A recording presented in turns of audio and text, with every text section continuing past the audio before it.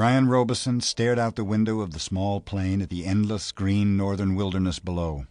It was a small plane, a Cessna 406, a bush plane, and the engine was so loud, so roaring and consuming and loud, that it ruined any chance for conversation. Not that he had much to say.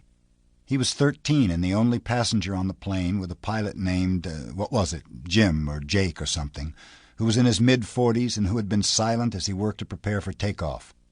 In fact, since Brian had come to the small airport in Hampton, New York, to meet the plane, driven by his mother, the pilot had spoken only 5 words to him. Get in the co-pilot's seat, which Brian had done. They had taken off, and that was the last of the conversation. There had been the initial excitement, of course. He had never flown in a single-engine plane before, and to be sitting in the co-pilot's seat with all the controls right there in front of him, all the instruments in his face as the plane clawed for altitude, jerking and sliding on the wind currents as the pilot took off, had been interesting and exciting. But in 5 minutes they'd leveled off at 6,000 feet and headed northwest, and from then on the pilot had been silent, staring out the front, and the drone of the engine had been all that was left.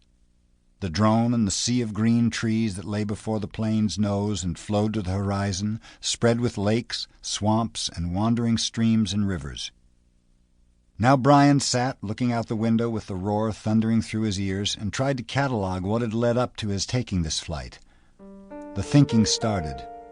Always it started with a single word: divorce.